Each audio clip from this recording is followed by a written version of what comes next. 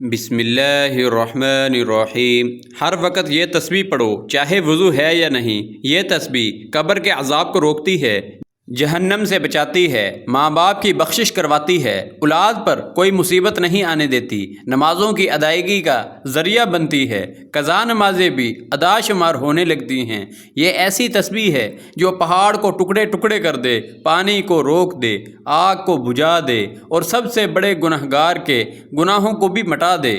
یہ تسبیح ایک عظیم الشان راز ہے۔ محترم ناظرین، آج بزرگان دین کی بتائی ہوئی ایک ایسی تسبیح کا عمل لے کر آپ کی خدمت میں حاضر ہوئے ہیں کہ اس تسبیح کے پڑھنے سے اولاد پر کوئی مصیبت نہیں آتی، انسان کی قضا نمازیں سب ادا کرنے کا ذریعہ بن جاتی ہے۔ اگر کوئی شخص زندگی میں گناہوں سے تھک چکا ہو تو یہی تسبیح اس کا سہارا بن جاتی ہے۔ یہ تسبیح وہ عمل ہے جو قبر میں انسان کی محافظ بن جاتی ہے۔ جب فرشتے آتے ہیں تو یہ تسبیح آسانی پیدا کرتی ہے۔ جب انسان پل صراط پر چلنے لگتا ہے تو یہی تسبیح اس کے قدموں کو بجلی کی طرح تیز کر دیتی ہے تاکہ وہ لمحوں میں گزر جائے، اور جب جہنم آتی ہے تو یہی تسبیح دیوار بن جاتی ہے، یہاں تک کہ جنت کے فرشتے بھی اس کے لیے دروازے کھول دیتے ہیں۔ تو ناظرین محترم، یہ تسبیح عام تسبیح نہیں، یہ ان لوگوں کے لیے ہے جو سچے دل سے رب کی طرف پلٹنا چاہتے ہیں، جو اپنے اعمال کو بخشوانا چاہتے ہیں، جو یہ چاہتے ہیں کہ مرنے کے بعد ان کے ساتھ کوئی ایسی چیز ہو جو ہر سخت سے سخت مرحلے پر ان کا ساتھ دے۔ اور وہ تسبیح کیا ہے، وہ عمل کون سا ہے، یہ جاننے کے لیے ویڈیو کو آخر تک لازمی دیکھیے گا، کیونکہ آج ہم آپ کے لیے وہ عمل لائے ہیں جو آپ کو آخرت کی ساری مصیبتوں سے بچائے گا اور دنیا میں آپ کے رزق اور دولت میں اضافہ فرمائے گا انشاءاللہ۔ ناظرین، قیامت کا دن وہ دن ہوگا جب ہر انسان نفسی نفسی کی صدا لگا رہا ہوگا۔ انسان اپنے سگے بھائی کو دیکھے گا مگر پہچاننے سے انکار کر دے گا۔ ماں جو دنیا میں اپنی اولاد کے لیے راتیں جاگ کر گزار دیتی تھی، اس دن اپنے بچے سے بھاگے گی، اور باپ جو اپنی اولاد کے لیے رزق کما کما کر خود بھوکا رہتا تھا، اس دن اپنے بیٹے کو دیکھ کر آنکھیں پھیر لے گا اور اس کی طرف توجہ نہیں کرے گا۔ اللہ تبارک و تعالیٰ قرآن مجید میں فرماتا ہے، جس دن انسان اپنے بھائی سے بھاگے گا، اپنی ماں اور باپ سے، اپنی بیوی اور بچوں سے، ہر انسان کو اس دن اپنی ہی فکر ہوگی۔ سورہ عبس۔ قیامت کا دن صرف روشنی اور فرشتوں کا دن نہیں، بلکہ وہ دن ہولناکیوں سے بھرپور ہوگا۔ پہاڑ روئی کے گالوں کی طرح اڑتے پھریں گے، سورج سروں پر لٹکتا ہوا ہوگا، زمین تپش سے پک رہی ہوگی، اور لوگ پسینے میں اس حد تک ڈوبے ہوں گے کہ کچھ کے کانوں تک، کچھ کے ناک تک اور کچھ کے سروں تک پسینہ پہنچ چکا ہوگا۔ حضرت مقداد بن اسود رضی اللہ تعالیٰ عنہ روایت کرتے ہیں کہ رسول اللہ صلی اللہ علیہ وسلم نے فرمایا، قیامت کے دن سورج مخلوق کے بہت قریب کر دیا جائے گا، یہاں تک کہ وہ 1 میل کے فاصلے پر ہوگا۔ پھر لوگ اپنے اعمال کے مطابق پسینے میں ہوں گے، بعض ٹخنوں تک، بعض کے گٹوں تک، بعض کی کمر تک، اور بعض کو ان کا پسینہ لگام کی طرح گھیر لے گا۔ پھر رسول اللہ صلی اللہ علیہ وسلم نے اپنے ہاتھ سے اپنے منہ کی طرف اشارہ فرمایا، یعنی بعض لوگوں کا پسینہ منہ تک پہنچ جائے گا، بحوالہ صحیح مسلم۔ تو میرے محترم عزیز دوستو، اس دن کا تصور کرتے ہی دل کانپ جاتا ہے، مگر ہمیں حضور نبی کریم صلی اللہ علیہ وسلم کی سیرت مبارکہ سے وہ اعمال بھی ملتے ہیں جو انسان کو اس کے دن عذاب اور قبر کی سختی سے محفوظ رکھتے ہیں۔ انہی میں ایک عمل وہ بھی ہے جس کا ذکر آج کی اس ویڈیو میں کیا جا رہا ہے۔ حضرت ابو درداء رضی اللہ تعالیٰ عنہ روایت کرتے ہیں کہ رسول اللہ صلی اللہ علیہ وسلم نے فرمایا، کیا میں تمہیں تمہارے اعمال میں سب سے بہترین، تمہارے رب کے نزدیک سب سے پاکیزہ، تمہارے درجات کو سب سے زیادہ بلند کرنے والے، سونا چاندی خرچ کرنے سے بہتر اور دشمن سے مقابلہ کر کے قتل کرنے اور قتل ہو جانے سے بھی بہتر عمل نہ بتاؤں؟ صحابہ نے عرض کیا، کیوں نہیں یا رسول اللہ صلی اللہ علیہ وسلم؟ آپ صلی اللہ علیہ وسلم نے فرمایا، اللہ کا ذکر۔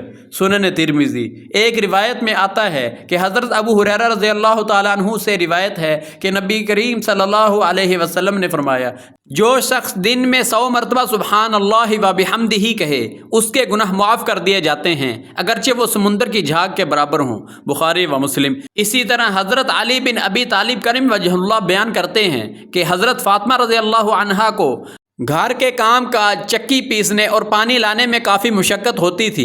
جب کچھ قیدی اور خادم مدینہ آئے تو انہوں نے سوچا کہ رسول اللہ سے ایک خادم کی درخواست کی جائے۔ حضرت علی بن ابی طالب کرم وجہ اللہ فرماتے ہیں کہ حضرت فاطمہ نبی کریم صلی اللہ علیہ وسلم کی خدمت میں حاضر ہوئیں، لیکن آپ صلی اللہ علیہ وسلم سے ملاقات نہ ہو سکی۔ پھر آپ صلی اللہ علیہ وسلم خود ان کے گھر تشریف لائے۔ آپ نے فرمایا، کیا میں تمہیں ایسی چیز نہ بتاؤں جو تمہارے لیے خادم سے بھی زیادہ بہتر ہو؟ پھر ارشاد فرمایا، جب تم اپنے بستر پر جاؤ تو 34 مرتبہ اللہ اکبر، 33 مرتبہ سبحان اللہ اور 33 مرتبہ الحمدللہ پڑھ لیا کرو، یہ تمہارے خادم سے بہتر ہے۔ بخاری و مسلم۔ تو میرے محترم عزیزو، ذکر و اذکار صرف زبان کی حرکت نہیں بلکہ دل کی توجہ کا نام ہے۔ جو لوگ دنیا میں صبح شام کے اذکار کے پابند ہو جاتے ہیں ان کے چہروں پر نور آ جاتا ہے، ان کی زندگی میں سکون پیدا ہو جاتا ہے، ان کے گھروں میں خیر و برکت کا نزول ہونے لگتا ہے۔ یہ ذکر موت کے بعد قبر میں بھی انسان کا ساتھی بن جاتا ہے۔ حضرت انس بن مالک رضی اللہ عنہ سے روایت ہے کہ رسول اللہ صلی اللہ علیہ وسلم نے فرمایا، جب بندے کو اس کے قبر میں رکھ دیا جاتا ہے اور اس کے ساتھی واپس لوٹتے ہیں تو وہ ان کے جوتوں کی آواز سنتا ہے، اور پھر اس کے پاس 2 فرشتے آتے ہیں۔ اس کے بعد منکر نکیر میت سے سوالات کرتے ہیں۔ اسی طرح حضرت ابو ہریرہ رضی اللہ تعالیٰ عنہ سے مروی ایک روایت میں ہے کہ مومن کے پاس عذاب اس کے سر کی طرف سے آتا ہے تو نماز اسے روک دیتی ہے، دائیں جانب سے آتا ہے تو روزہ روک دیتا ہے، بائیں جانب سے آتا ہے تو زکوٰۃ روک دیتی ہے، اور پاؤں کی طرف سے آتا ہے تو نیک اعمال اسے روک لیتے ہیں۔ صحیح ابن حبان۔ یاد رکھیے، جس شخص کے پاس دنیا میں اعمال کی طاقت ہوگی وہ قیامت کے دن پرسکون ہوگا۔ حضرت عثمان بن عفان جب کسی قبر کے پاس کھڑے ہوتے تو اتنا روتے کہ ان کی داڑھی مبارک تر ہو جاتی۔ آپ سے عرض کیا گیا، آپ جنت اور جہنم کا ذکر سن کر اتنا نہیں روتے جتنا قبر کو دیکھ کر روتے ہیں؟ تو حضرت عثمان نے فرمایا، میں نے رسول اللہ صلی اللہ علیہ وسلم کو یہ فرماتے ہوئے سنا ہے کہ قبر آخرت کی پہلی منزل ہے، اگر آدمی اس سے نجات پا گیا تو اس کے بعد کے مراحل اس کے لیے زیادہ آسان ہوں گے، اور اگر وہ اس سے نجات نہ پا سکا تو اس کے بعد کے مراحل اس سے بھی زیادہ سخت ہوں گے۔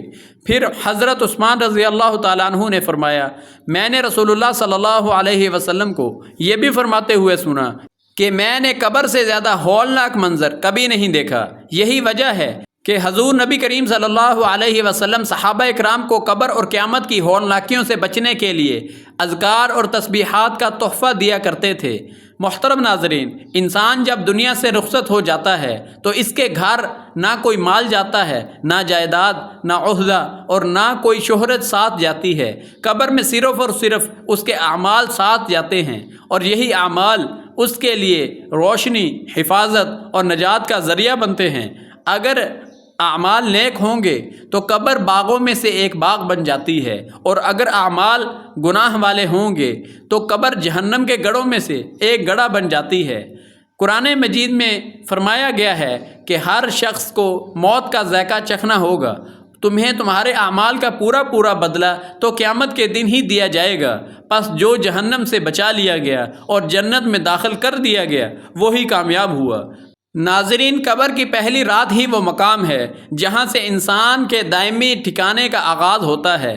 نبی کریم صلی اللہ علیہ وسلم نے ارشاد فرمایا، قبر یا تو جنت کے باغوں میں سے ایک باغ ہے یا جہنم کے گڑھوں میں سے ایک گڑھا ہے، اور اگر بندہ نیک ہو تو قبر کشادہ ہو جاتی ہے، روشنی سے بھر جاتی ہے، اور اس کے ساتھ ایک خوبصورت شکل والا نیک عمل آ کر اس کا ساتھی بن جاتا ہے، اور اگر بندہ بد اعمال ہو تو قبر تنگ ہو جاتی ہے، اس پر اندھیرا چھا جاتا ہے، اسے خوفناکی محسوس ہوتی ہے، اور اس کے ساتھ بدترین شکل والا گناہوں کا بوجھ اس کا عذاب بن جاتا ہے۔ اس لیے جب ہم یہ تسبیح کرتے ہیں جس کا ذکر ہم آخر میں کریں گے تو یہی تسبیح قبر کے اندر نجات بن کر ہمارے ساتھ اترتی ہے۔ حضرت برا بن عازب رضی اللہ عنہ کی مشہور حدیث میں ہے کہ جب مومن قبر کے سوالات کے درست جواب دیتا ہے تو آسمان سے آواز آتی ہے، میرے بندے نے سچ کہا، اس کے لیے جنت کا بستر بچھاؤ، اسے جنت کا لباس پہناؤ اور اس کے لیے جنت کی طرف ایک دروازہ کھول دو۔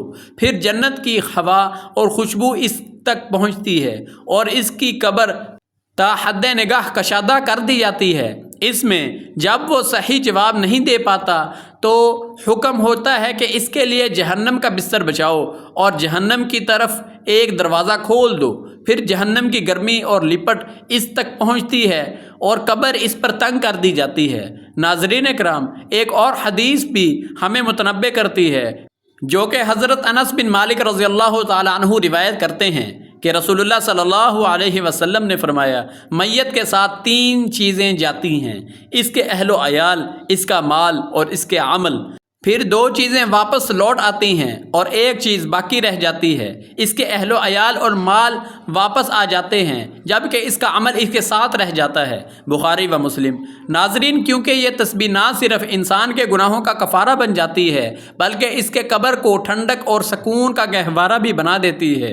اس ذکر کے ساتھ انسان کی اولاد بھی مصیبتوں سے نجات پاتی ہے، کیونکہ اللہ تبارک و تعالی نیک ماں باپ کی دعاؤں اور اعمال کے صدقے اولاد کو فتنوں سے محفوظ رکھتا ہے۔ قرآن مجید میں حضرت خضر علیہ السلام کا واقعہ بیان ہوا ہے کہ انہوں نے ایک دیوار کو بغیر اجرت کے اس لیے درست کیا کیونکہ اس کے نیچے 2 یتیم بچوں کا خزانہ تھا اور ان کا باپ نیک تھا۔ اللہ تبارک و تعالی نے ان بچوں کے مال کی حفاظت ایک نیک باپ کے صدقے میں فرمائی۔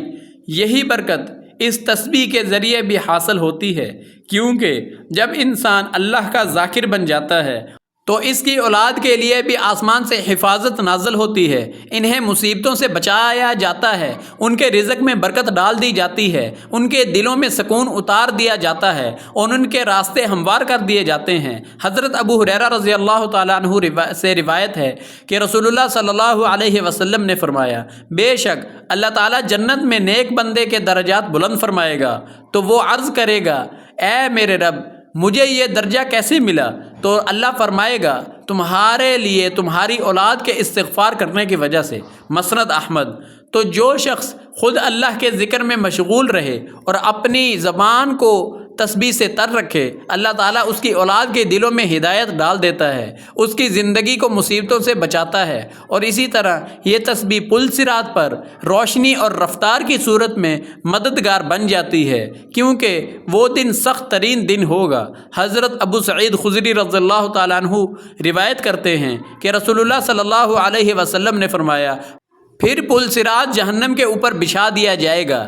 صحابہ نے عرض کیا، یا رسول اللہ، پل صراط کیا ہے؟ آپ صلی اللہ علیہ وسلم نے فرمایا، یہ پھسلن والا پل ہوگا، اس پر کانٹے اور آنکڑے ہوں گے، پھر مومن اپنے اعمال کے مطابق اس سے گزریں گے، کوئی آنکھ جھپکتے ہی کی طرح، کوئی بجلی کی طرح، کوئی ہوا کی طرح، کوئی تیز رفتار گھوڑے اور اونٹ کی طرح گزر جائے گا۔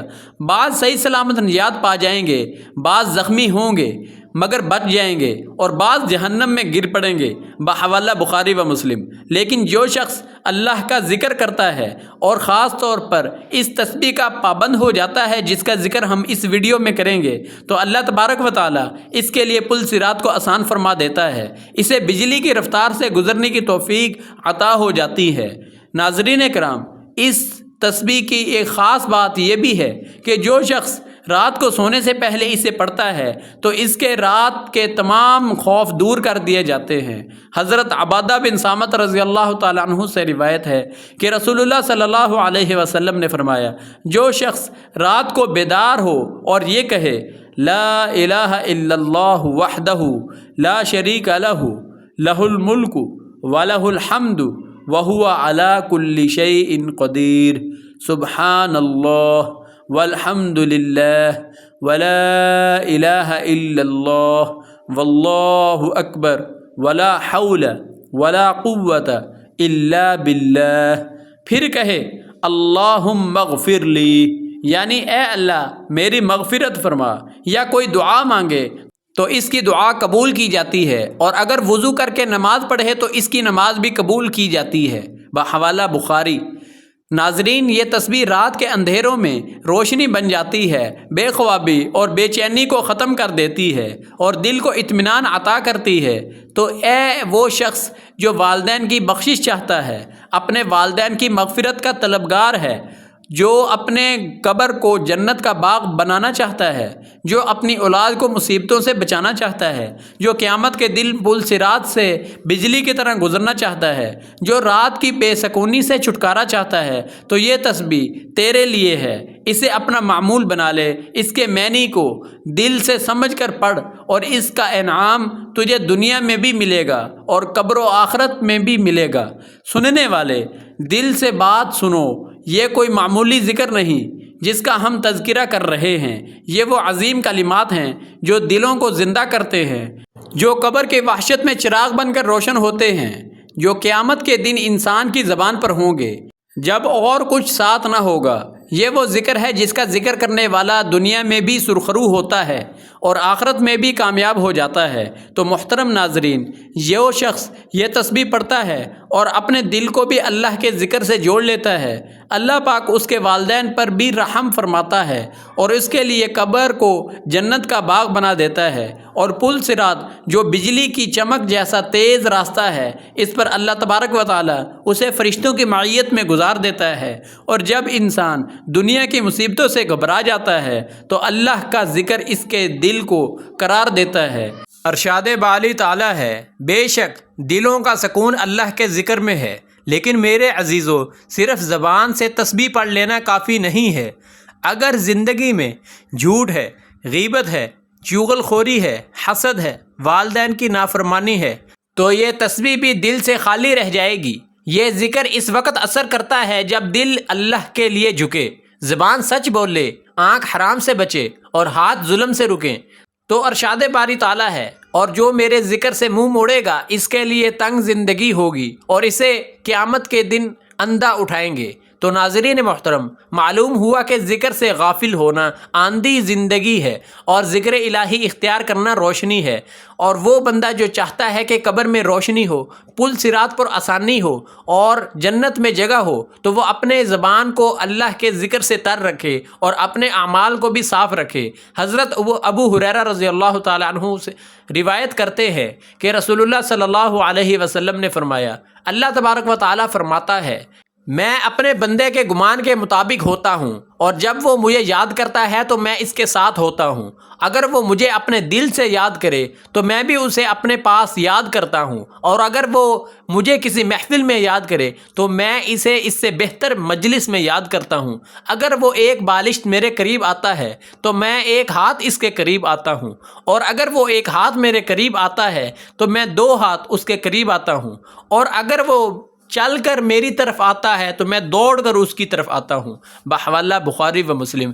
یہ کیسا عظیم وعدہ ہے کہ اللہ خود فرماتا ہے کہ میں اس کے ساتھ ہوں، لیکن شرط یہ ہے کہ بندہ اللہ کو یاد کرے، سچے دل سے یاد کرے۔ تو محترم ناظرین، غور کیجئے، نبی کریم صلی اللہ علیہ وسلم نے ذکر کو عظیم فضیلت والا عمل قرار دیا ہے۔ حضرت معاذ بن جبل رضی اللہ تعالیٰ عنہ روایت کرتے ہیں کہ رسول اللہ صلی اللہ علیہ وسلم نے فرمایا، اللہ تعالیٰ کے عذاب سے نجات دلانے والا کوئی عمل اللہ کے ذکر سے بڑھ کر نہیں۔ صحابہ نے عرض کیا، یا رسول اللہ، کیا اللہ کی راہ میں جہاد بھی نہیں؟ آپ نے فرمایا، جہاد بھی نہیں، الا یہ کہ کوئی شخص اپنی تلوار سے لڑے، اس قدر لڑے کہ وہ ٹوٹ جائے، پھر لڑے یہاں تک کہ وہ بھی ٹوٹ جائے۔ سنن ترمذی۔ رسول اللہ صلی اللہ علیہ وسلم نے حضرت یحییٰ بن زکریا علیہ السلام کا ایک فرمان نقل فرمایا، میں تمہیں اللہ کے ذکر کا حکم دیتا ہوں، کیونکہ اس کی مثال ایسے شخص کی ہے جس کا دشمن تیزی سے اس کا پیچھا کر رہا ہو، پھر وہ ایک مضبوط قلعے میں داخل ہو کر اپنے آپ کو بچا لے۔ اسی طرح بندہ شیطان سے صرف اللہ کے ذکر کے ذریعے حفاظت حاصل کرتا ہے۔ تو میرے عزیز ناظرین، کیا ہم نہیں چاہتے کہ ہماری زندگی میں بھی سکون ہو، ہمارے بچے بھی نیک ہوں، ہمارے والدین کی مغفرت ہو، ہمارے قبر جنت کا باغ بنے؟ کیا ہم نہیں چاہتے کہ جب سب ہمارا ساتھ چھوڑ جائیں تو اللہ تبارک و تعالی ہمارے ساتھ ہو؟ تو آئیے اس تسبیح کو اپنائیں، دل سے اپنائیں، صرف زبان سے نہیں بلکہ دل سے، عمل اور زبان کے ساتھ اللہ کا ذکر کرے۔ اس لیے قرآن کہتا ہے، پس تم مجھے یاد کرو میں تمہیں یاد رکھوں گا۔ جب بندہ اللہ کو یاد کرتا ہے تو اللہ اسے یاد کرتا ہے، جسے اللہ یاد کرے اس پر مصیبت کا سایہ بھی نہیں پڑتا۔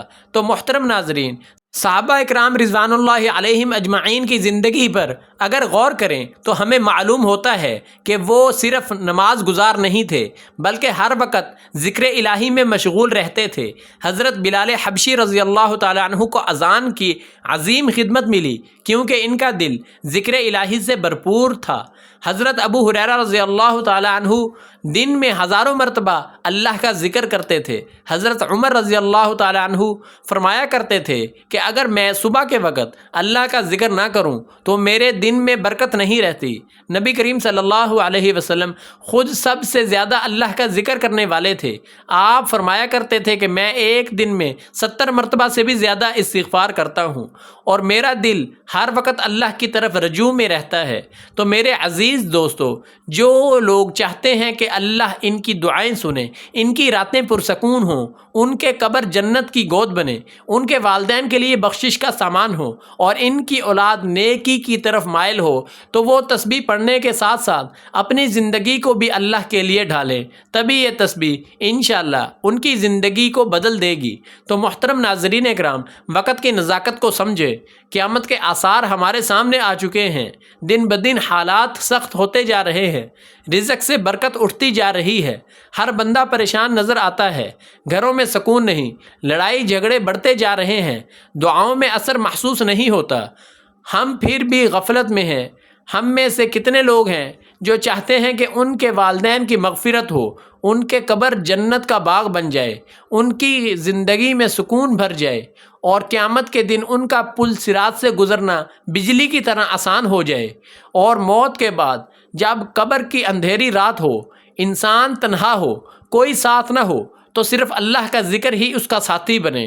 تو آئیے جانتے ہیں آج کی اس بابرکت تسبیح کے بارے میں۔ یہ تسبیح کسی خاص وقت کی پابند نہیں، نہ کسی مخصوص جگہ کی محتاج ہے۔ آپ اس سے چلتے پھرتے، اٹھتے بیٹھتے، نیند سے جاگتے، سوتے وقت یا نماز کے بعد جب بھی جہاں بھی وقت ملے پڑھ سکتے ہیں۔ بس نیت صاف ہو، توجہ اللہ کی طرف ہو اور اس کی ذات پر کامل یقین ہو تو انشاءاللہ یہ تسبیح ہماری زندگیوں میں خیر و برکت اور سکون کا ذریعہ بن جائے گی۔